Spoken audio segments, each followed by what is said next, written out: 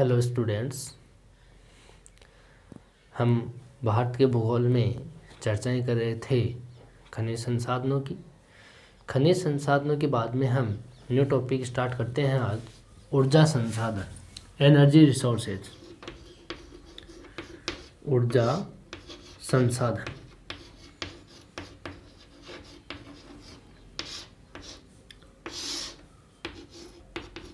Energy resources.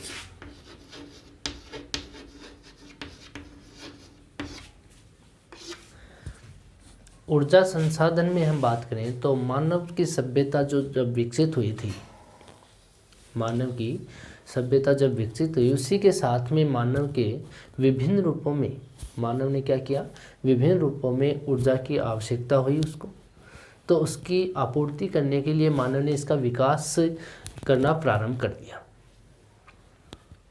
यानी उस time में मानव का जब विकास हुआ, यानी जो मानव सभ्यता के साथ में मानव का जो विकास हुआ, उसमें उसको ऊर्जा की आवश्यकता हुई, जिसके कारण वो इस ऊर्जा की आपूर्ति के लिए घरेलू और औद्योगिक कार्यों में इसको यहाँ पे इसकी मांग की पूर्ति के लिए इन्होंने ऊर्जा को यहाँ पे बनाना स्टार्ट कर दिया। उसको जाना कि ऊर्जा होती क्या है। इसकी घरेलू और औद्योगिक क्षेत्रों में निरंतर इसकी मांग बढ़ती रही और ये इसमें विकास करता रहा। आज देखते हैं कि इस घरेलू और औद्योगिक के आधार पर ही ऊर्जा के जो संसाधन हैं उसका विभाजन कई रूपों में कर सकते हैं। जैसे दो रूपों में कर सकते हैं, एक तो करते हैं हम परंपरागत ऊर्जा के संसाधन और एक करते हैं गैर परंपरागत। दो बातें होती हैं, एक तो कौन से संसाधन होते हैं ऊर्जा के, एक तो परंपरागत होते हैं, परंपरागत स्रोत, एक होते हैं गैर परंपरागत स्रोत, गैर परंपरागत स्रोत।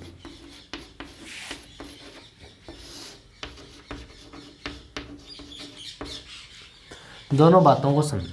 परंपरागत का मतलब होता है प्राचीन काल से लेकर के और अब तक का चला आ रहा जो क्षेत्र है उसको परंपरागत बोलते हैं, यानी शुरू से वैसा का वैसा चलता आ रहा हो। जैसे शास्त्रीय जो नृत्य होते हैं वैसे पहले किए जाते थे, वैसे कि वैसे सेम आज भी वैसा ही किया जाता है, उसको परंपरागत बोलते हैं। तो जो पहले प्राचीन काल से लेकर के मध्यकाल और पूर्व आधुनिक काल तक जो ऊर्जा के संसाधन के रूप में हम काम में ले रहे हैं, जिन संसाधनों को, उसको हम परंपरागत स्रोत बोलते हैं, जिसमें हम कई क्षेत्रों में लेते हैं। जैसे कोयला लेते हैं, जिसमें हम पेट्रोलियम लेते हैं, प्राकृतिक गैस लेते हैं और आणविक खनिज लेते हैं, आणविक खनिज। गैर परंपरागत स्रोत का मतलब हो गया आधुनिक काल में जब ऊर्जा की मांग बढ़ जाती है तो अगर वो परंपरागत वाले जो स्रोत हैं वो इसकी आपूर्ति पूरी नहीं कर पाते तो ये क्या करते हैं कि और डेवलप करते हैं ऊर्जा को, नए तकनीक अपनाते हैं, ऊर्जा को निर्मित करने की नई टेक्निक अपनाते हैं, जो कि नवीनतम विकसित स्रोत के रूप में हमें देखने को मिलती है।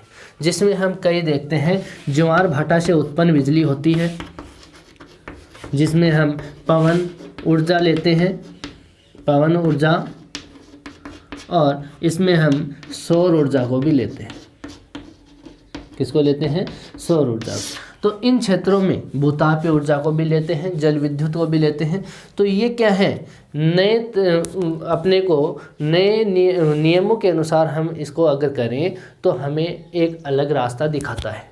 आज के टाइम में जो ये परंपरागत स्रोत है ये ख़त्म होने की कगार पे है, तो इसका नया रास्ता हमें यहाँ देखने को मिलता है कि ऊर्जा हमें कहाँ से मिलेगी। तो ऊर्जा के नए स्रोत जो हैं उसको गैर परंपरागत स्रोत, जो कि परंपरागत नहीं है, जो आधुनिक समय में हमें विकसित किए हैं, आधुनिक समय में मानव सभ्यता ने विकसित किए हैं, वो स्रोत कौन से हैं? गैर परंपरागत स्रोत, जिसमें ज्वार भाटा, पवन ऊर्जा, सौर ऊर्जा जैसे यहाँ पे ऊर्जा के संसाधन हैं। इनमें हम देखें तो जो क्षेत्र है परंपरागत वाला, तो परंपरागत में हम सबसे पहले पढ़ेंगे कोयला। कौन सा पढ़ेंगे? कोयला। कोयला जो है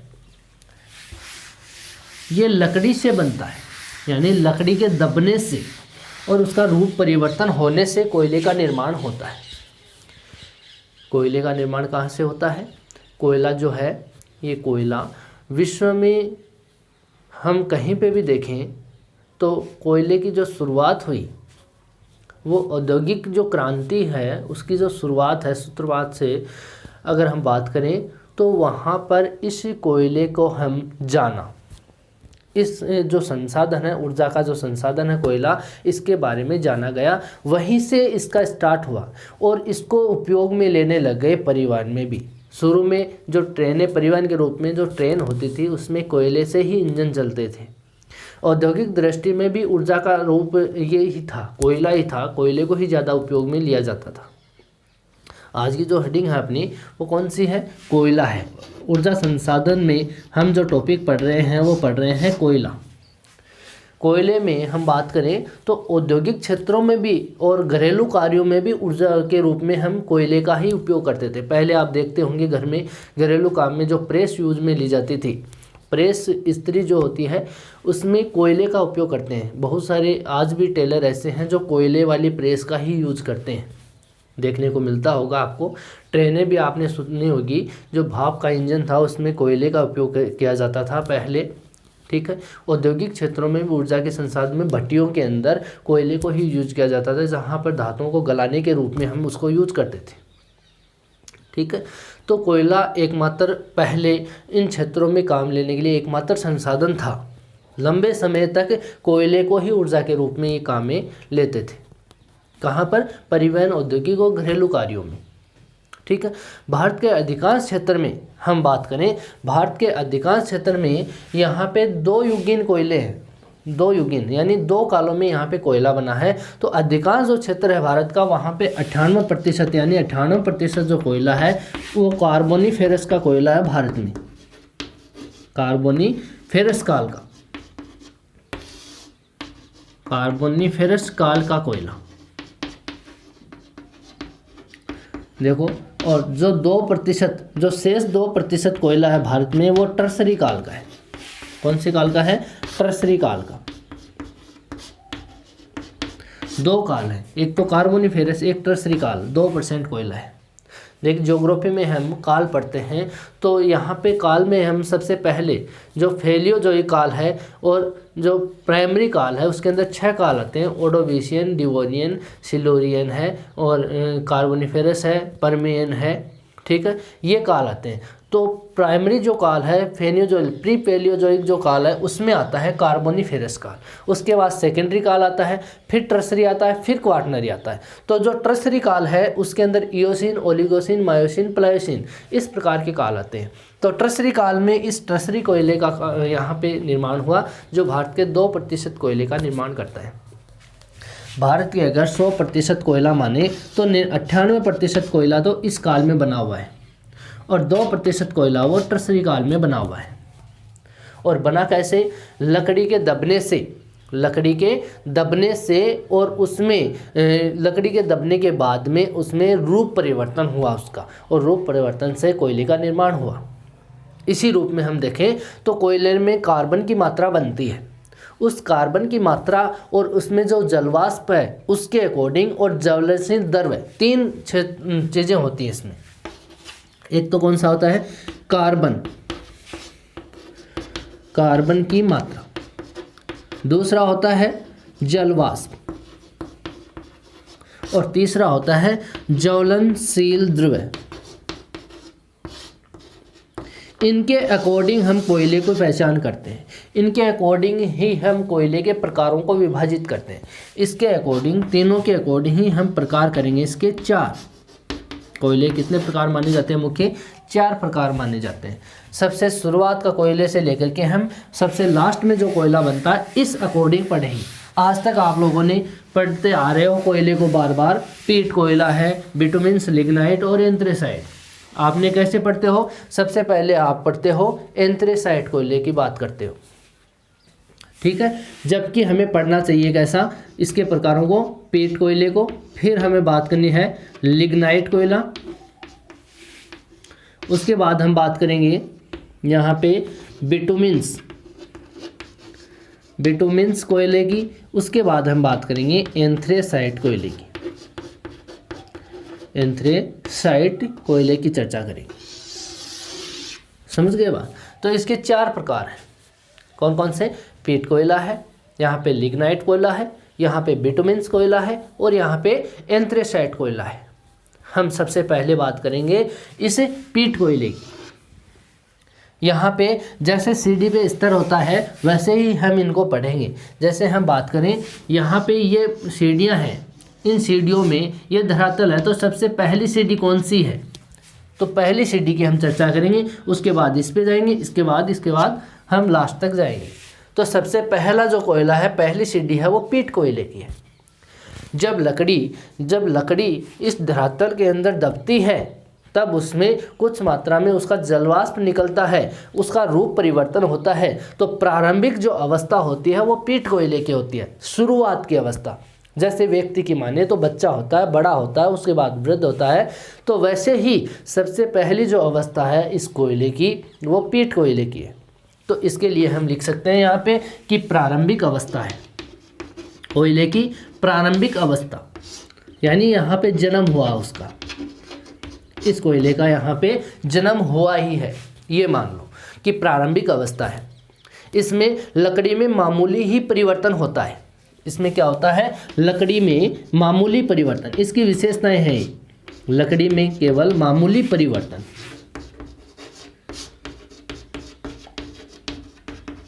मामूली क्या होता है? इसमें परिवर्तन होता है। ठीक है। जलवाष्प की मात्रा इसमें सबसे ज़्यादा होती है। जलवाष्प की मात्रा सबसे ज़्यादा इसी कोयले में होती है, क्योंकि ये शुरुआत है, उसकी नमी पूरी गई नहीं है, तो जलवाष्प इसमें क्या है? ज़्यादा है। जलवाष्प सर्वाधिक। कार्बन की मात्रा बहुत कम होती है। कार्बन जो होता है इसका वो बहुत कम मात्रा में है, बहुत कम मात्रा होती। कितनी है यहाँ पे? अगर कार्बन की मात्रा देखें तो इस पीट कोयले के अंदर कार्बन की मात्रा 20% से भी कम पाई जाती है। कितनी पाई जाती है? 20% से कम। अगर इसमें ऑक्सीजन की बात करें, ऑक्सीजन, तो ऑक्सीजन इसमें 35% पाई जाती है, जबकि हाइड्रोजन की मात्रा केवल, इसमें हाइड्रोजन की मात्रा केवल 10% ही पाई जाती है। हम पीट कोयले की चर्चा कर रहे हैं। पीट कोयला जो है वो प्रारंभिक अवस्था है। लकड़ी का रूप परिवर्तन, मामूली परिवर्तन होता है उस लकड़ी में, दबी हुई लकड़ी में मामूली ही परिवर्तन होता है, और इसमें जलवाष्प की मात्रा क्या होती है? ज़्यादा होती है। कार्बन की मात्रा बिल्कुल कम होती है इसके अंदर। ठीक है। जलवाष्प ज़्यादा होता है, कार्बन कम होता है। जलवाष्प अगर किसी चीज़ में नमी ज़्यादा होगी तो वो जलेगा कम। आप देखते होंगे घर में गीली लकड़ी होती है, घर में गीली लकड़ी होती है, जो आप गीली लकड़ी को अगर जलाओगे तो उसमें धुआं ज़्यादा निकलेगा। और आप देखते होंगे गीली लकड़ी के पीछे एक गीला पदार्थ निकलता है, गीली लकड़ी से ही निकलेगा, बल्कि सूखी लकड़ी से नहीं निकलेगा। तो पदार्थ वो होता है जलवाष्प, उसमें नमी होती है, उस लकड़ी में वो नमी निकलती है। जब जलता है तो वो नमी दूसरे सिरे से वो निकल जाती है, उसको यहाँ पे जलवाष्प की मात्रा बोलते हैं। वो सर्वाधिक इस पीट कोयले में ही होती है। कार्बन की मात्रा बहुत कम, ऑक्सीजन की मात्रा 35%, हाइड्रोजन इसके अंदर होता है 10% केवल। ठीक है। तो यहाँ पे इसको हम देखें तो इसका उपयोग केवल घरेलू कार्यों में ही किया जाता है। कहाँ किया जाता है इसका उपयोग? घरेलू कार्यों में। इस कोयले का उपयोग घरेलू कार्यों में ही किया जाता है, घरेलू ईंधन के रूप में। ठीक है। जबकि औद्योगिक क्षेत्रों के लिए अनुपयोगी है, औद्योगिक के लिए अनुपयोगी, ये उपयोग में नहीं आ सकता औद्योगिक क्षेत्रों में, क्योंकि वहाँ तो अधिक कार्बन वाले कोयले की आवश्यकता पड़ती है। वहाँ पर अगर ज़्यादा कोयले की कार्बन की मात्रा होगी तो वहाँ पर उसको ऊर्जा की मात्रा ज़्यादा प्राप्त होगी, जिसके कारण औद्योगिक क्षेत्रों में ऊर्जा की मात्रा ज़्यादा होने के कारण उन धातुओं को अच्छे से गला सके। इसमें कार्बन की मात्रा कम होती है। इसमें तो जलवाष्प है, यानी धुआं देता है, बहुत ज़्यादा धुआं देता है ये कोयला। ठीक है, तो इसमें जल वाष्प की मात्रा क्या होगी, ज़्यादा होगी। हम वापस रिपीट कर रहे हैं, पीट कोयले की ये प्रारंभिक अवस्था है, ये लकड़ी की मामूली परिवर्तन की अवस्था मानी जाती है। जल वाष्प इसमें क्या होता है, ज़्यादा होता है, कार्बन की मात्रा इसमें कम होती है, ऑक्सीजन इसमें 35% होती है, कार्बन की मात्रा 20% ही रहती है या उससे कम रहती है, 20% से भी कम रहती है, ठीक है। हाइड्रोजन केवल 10% रहता है, इसका उपयोग केवल घरेलू कार्यों में होता है, औद्योगिक क्षेत्रों में ये अनुपयोगी है। तो ये हो गया पीट कोयला, समझ गए बात। दूसरा जो कोयला है अपना लिग्नाइट कोयला, जिसको हम भूरा कोयला भी बोलते हैं। दूसरा कोयला कौन सा है, लिग्नाइट। दूसरा अपना कोयला होगा लिग्नाइट, जिसको क्या बोलते हैं, ब्राउन कोल, लिग्नाइट, भूरा कोयला, भूरा कोयला। ये पीट से थोड़ा सा अच्छा होता है, इसमें दबाव अधिक लगता है पीट की एवज में, यानी दबाव से ही तो कोयला बनता है। जैसे धरातल है, इस धरातल की वनस्पति है, ये वनस्पति यहाँ पे दब गई, ठीक है, तो यहाँ से दबाव लगेगा तो इस लकड़ी की जो नमी होगी वो नमी बाहर निकल जाएगी और इसमें कार्बन की मात्रा वो दब करके इकट्ठी हो जाएगी, जिसके कारण कोयले का निर्माण होता है, दबाव से बनता है। तो पीट कोयले में दबाव कम लगता है और इसमें थोड़ा सा ज़्यादा दबाव लगता है, इसमें थोड़ा सा ज़्यादा दबाव लगता है और इसमें उष्मा के कारण, इसकी जो उष्मा है, इसमें जो कार्बन है, उसके कारण इसको लिग्नाइट कोयला कहा जाता है। इसका जो रंग होता है वो कैसा होता है, भूरा होता है। इस कोयले का रंग कैसा होगा, भूरा। पीट से ज़्यादा दबाव, पीट से ज़्यादा दबाव व उष्मा ज़्यादा, किससे, पीट से ज़्यादा, ठीक है। अगर इसमें कार्बन की मात्रा देखें तो इस कोयले में कार्बन की मात्रा जो है वो 29% है। कितनी है, 29%। इस कोयले में कार्बन क्या है, 29% है, जबकि पीट में क्या था, पीट में कार्बन 20% से कम था, इसमें 29% है। जबकि जलवाष्प की जो मात्रा है, इस जलवाष्प की मात्रा इसमें 35% से अधिक है। जलवाष्प कितना है इसमें, 35% से अधिक, 35% से अधिक पाया जाता है। ये कोयला जो है लिग्नाइट वाला, इसमें अधिक धुआं देने की क्षमता होती है, यानी ये जलता है तो अधिक धुआं देता है, जलने पर अधिक धुआं, जबकि जलने के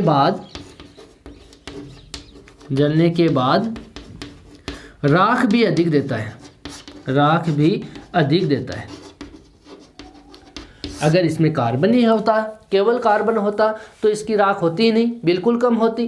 तो ये जलता है तो धुआं भी अधिक देता है और राख भी अधिक होती है इसकी, ठीक है। तो लिग्नाइट कोयले के बारे में इतना जान लीजिए कि रंग भूरा होता है, पीट से ज़्यादा दबाव के कारण ये कोयला बनता है।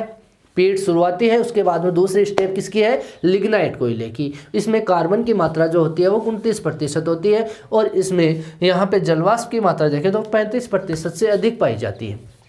जलने पर अधिक धुआं देता है और जलने के बाद में राख भी अधिक होती है, ठीक है। यहाँ पे और बात करें तीसरे नंबर पे कोयले की, तो बिटुमिन्स कोयला। अगला जो कोयला है वो कौन सा है, बिटुमिन्स कोयला है। तीसरा कोयला है बिटुमिन्स। सबसे इंपॉर्टेंट कोयला माना जाता है औद्योगिक क्षेत्र की दृष्टि से। यहाँ पे बिटुमिन्स की बात करें तो विश्व में सर्वाधिक जो भंडार है वो बिटुमिन्स कोयले के ही हैं। तो हम मान सकते हैं विश्व में सर्वाधिक भंडार इसी कोयले के हैं। सर्वाधिक भंडार कौन से कोयले के हैं, बिटुमिन्स कोयले के सर्वाधिक भंडार है। उत्पादन व औद्योगिक की दृष्टि से सर्वाधिक उपयोग इसी कोयले का होता है। उत्पादन भी सबसे ज़्यादा इसी का होता है और औद्योगिक दृष्टि से उपयोग में भी इसी को लेते हैं। तो दोनों दृष्टि से है, उत्पादन सर्वाधिक और औद्योगिक में भी, औद्योगिक क्षेत्रों में उपयोग लगभग 80% इसी का उपयोग। लगभग कितना प्रतिशत, 80% इसी कोयले का उपयोग किया जाता है। इसका रंग जो होता है काले रंग का चमकदार कोयला होता है। कैसा होता है? काले रंग का चमकदार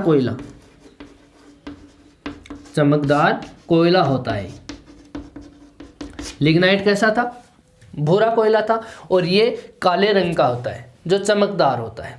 इसका जो धुआं है वो कम होता है, कम धुआं देता है, जिसके कारण इसको औद्योगिक क्षेत्रों में काम में लिया जाता है। तो यहाँ पर अगर बात करें तो यहाँ पे धुआं भी कम होता है, धुआं कम, और राख भी कम होती है। अगर कार्बन की मात्रा देखें, इस क्षेत्र में धुआं कम देता है, राख भी कम देता है। और इसके अगर कार्बन की मात्रा देखें तो कार्बन है 40 से 80%। कितनी है इसमें? 40 से 80%। पीट में कितनी थी? 20% से कम। लिग्नाइट में कितनी है? 29%। और अगर इसमें कार्बन की मात्रा देखें तो 40 से 80% तक कार्बन की मात्रा इसमें पाई जाती है। ठीक है। इसके अंदर और बात करें तो जो नमी है इसमें, जो नमी है वो 11% से कम पाई जाती है, 11% से कम। और इस जो पदार्थ है इस बिटुमिन्स वाला, इसमें जो वाष्पशील द्रव्य है, वाष्पशील यानी कि वो जो द्रव्य है वाष्पशील, वो पाया जाता है इसमें 15 से 40% तक। ज्वलनशील जो द्रव्य होता है वाष्पशील वाला, वो इसमें पाया जाता है 15 से 40%। तो इस कोयले को, बिटुमिन्स कोयले को, अगर हम कार्बन की मात्रा के अनुसार भी इसके उपविभाग किए जाए तो हम इसको कार्बन के अकॉर्डिंग कर सकते हैं। कार्बन के अकॉर्डिंग इस बिटुमिन्स कोयले के जो उपविभाग है इसको सब बिटुमिन्स बोलते हैं, सब बिटुमिन्स। और बिटुमिन्स 3 भागों में बांटते हैं इसको, और सेमी बिटुमिन्स 3 भागों में। ये तीनों भाग है, ये सब बिटुमिन्स का मतलब होता है कार्बन की मात्रा बिल्कुल कम। कार्बन की मात्रा क्या है? बिल्कुल कम होती है। बिटुमिन्स में नॉर्मल कार्बन और सेमी बिटुमिन्स में कार्बन की मात्रा अधिक। तो तीनों उपविभाग जो करते हैं वो कार्बन की मात्रा के अकॉर्डिंग ही करते हैं। इसका आधार केवल कार्बन की मात्रा है। इसके उपविभाग करते हैं तो बिटुमिन्स का जो उपविभाग करते हैं उसका आधार क्या है? कार्बन की मात्रा। ठीक है। तो आपको ऑब्जेक्टिव क्वेश्चन आ भी जाए कि बिटुमिन्स कोयले के उपविभाग करने का जो आधार है वो क्या है? तो कार्बन की मात्रा है। ठीक है। नेक्स्ट जो अपना प्रकार है वो है एंथ्रेसाइट कोयले का। कौन सा कोयला सबसे लास्ट में बात करें, सबसे ज़्यादा तैयार हुआ कोयला कौन सा है? एंथ्रेसाइट। अपना लास्ट कोयला होगा एंथ्रेसाइट प्रकार का कोयला। ये सबसे सर्वोत्तम श्रेणी का होता है, सर्वोत्तम कड़ा होता है, घनीभूत होता है, अवुनस की तरह कठोर होता है। अवुनस की तरह क्या होता है? कठोर होता है, चमकदार होता है, रवेदार होता है और भंगुर तरीका का होता है। इसकी बहुत सारी विशेषताएं हैं। सर्वोत्तम कठोर होता है, घनीभूत होता है, आवनुस की तरह कठोर होता है, आवुनस की तरह कठोर, चमकदार होता है, चमकदार, और यहाँ पे रवेदार भी बोल सकते हो इसको, रवेदार, दानेदार, रवेदार भी होता है, भंगूर की तरह भंगूर होता है। ये इसकी विशेषताएं एंथ्रेसाइट की। इस प्रकार का ये कोयला है। इसमें नमी की मात्रा देखोगे तो 1% से कम पाई जाएगी। नमी कितनी पाई जाएगी? 1% से कम। जबकि इसमें जो कार्बन की मात्रा है अगर उसकी बात करें तो कार्बन इसमें 95% पाया जाता है। कार्बन कितना पाया जाता है? 95% तक कार्बन पाया जाता है। 95% कितना होता है? अब देखो इसमें जलवाष्प तो क्या है? बिल्कुल कम है। वाष्पशील जो द्रव्य है वो है ही नहीं। जो वाष्पशील द्रव्य है, जो जलवाष्प है वो है ही नहीं, इसमें बिल्कुल नहीं है। ठीक है। इसमें अगर बात करें तो विश्व का जो कुल कोयला उत्पादन है या कुल कोयले को माने तो विश्व के कुल कोयले का 5% ही केवल एंथ्रेसाइट है। विश्व के कुल कोयले का कुल कोयले का 91% कौन सा है? एंथ्रेसाइट। यहाँ नहीं, सॉरी, 5%। यहाँ पे 5% क्या है? केवल एंथ्रेसाइट है। तो इसको ध्यान में रखोगे आप। सबसे उत्तम श्रेणी का कोयला जो है वो एंथ्रेसाइट ही है। ठीक है। इसका जो उपयोग है, इसमें अगर बात करें, कार्बन की मात्रा तो सबसे ज़्यादा है, इसमें कोई धुआं नहीं, कोई राख नहीं, दोनों, ना तो इसमें धुआं होता है ना कोई राख होती है, जिसके कारण इसका जो उपयोग है वो जो ठंडे क्षेत्र होते हैं, शीत प्रदेश होते हैं, वहाँ के जो मकान होते हैं उनको गर्म करने के लिए काम में लिया जाता है। मकानों को गर्म करने की यहाँ पर इसका जो उपयोग है एंथ्रेसाइट कोयले का, वह कहाँ होते हैं? शीत जो प्रदेश है, ठंडे जो क्षेत्र होते हैं, वहाँ के जो मकान बने हुए हैं बर्फीले क्षेत्रों में, उनके मकानों को गर्म करने के काम में इस एंथ्रेसाइट को काम में लेते हैं। मकानों को गर्म करने के लिए इसको काम में क्यों लेते हैं? अगर दूसरे कोयले को लेते तो उसमें धुआं होता तो मकान धुएं से भर जाता, राख होती तो वहाँ पर गंदगी फैलती। इस कोयले में ना तो धुआं होता है ना राख होता है, बिल्कुल समाप्त हो जाता है। तो इस प्रकार के कोयले को एंथ्रेसाइट प्रकार का कोयला कहा जाता है।